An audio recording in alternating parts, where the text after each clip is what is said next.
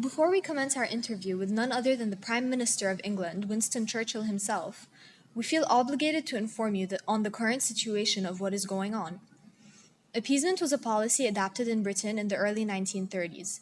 This policy sprouted from the idea that Germany had been treated very unfairly in peace settlements after the First World War. And when Germany demanded that some of the terms in Treaty of Versailles be ignored, Britain, led at the time by Neville Chamberlain, complied in hopes of avoiding war. Gradually, Hitler began making larger and larger demands until Churchill took over. Once the public realized that Hitler needed to be stopped, in the past, Churchill was amongst the few who noticed the danger in Hitler and was against appeasement for many reasons that we shall explore later on in the interview. Today we shall address the topic of our Prime Minister's view about appeasement that took place before the Second World War. Prime Minister, did you support Chamberlain's want for appeasement? No, I did not. I viewed his attempts as cowardly and they allowed Germany to easily gain power. Were there any courses of action that you took in order to attempt to prevent appeasement from occurring?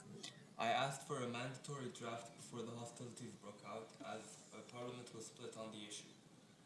Are there any reasons in particular why you were so opposed to appeasement?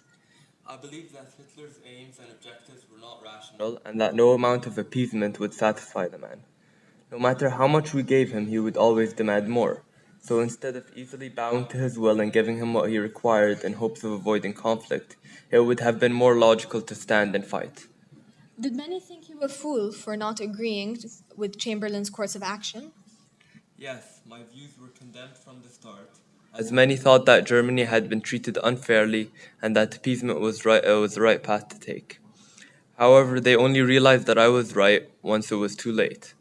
The government, thinking that appeasement would only result in long-lasting peace in Central Europe, failed to recognize the danger in Hitler's conquests. In fact, many liked and supported him. Did anyone support your views in preventing appeasement? I was virtually alone. I requested that England take defensive stances against Hitler to prevent the problem from growing any bigger. Yet the appeasers seemed totally ignorant in the fact that Hitler's aim was world domination, and they simply stood by while Hitler kept on making larger and larger demands. What did you think of the situation that was taking place between Britain and Germany? I think that Chamberlain's drive for peace makes Britain very weak, and that instead of attempting to keep Hitler in line, he was offering him colonies. Instead of creating peace, appeasement encourages war. Would you care to elaborate on that final statement, please? If, no, if nobody stands up to Hitler and tries to challenge his aggression, would he ever stop being aggressive and demanding? No, I suppose not. Exactly. If we comply to Hitler's wishes and demands, then he would only gain more confidence and more power until he is too influential to be stopped.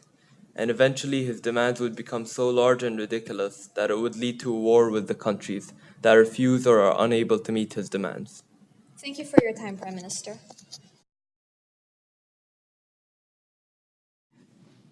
Okay, doors have to stay closed.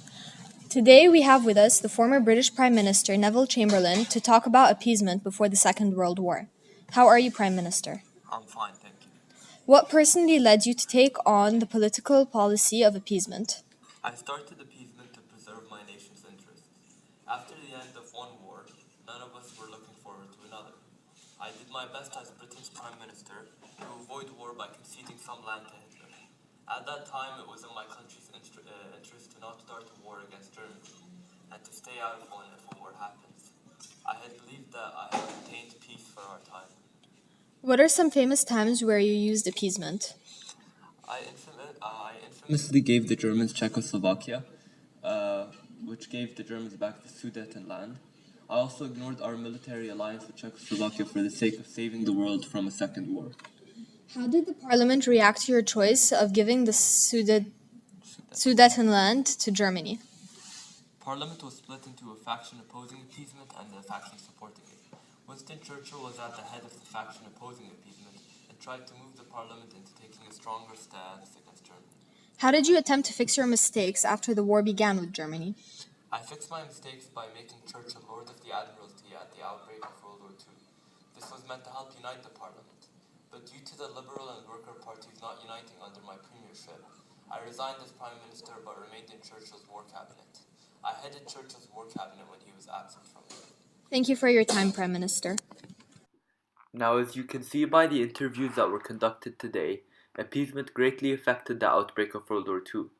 Appeasement returned Germany's former industrial centers to it, which allowed it to return to weapon production.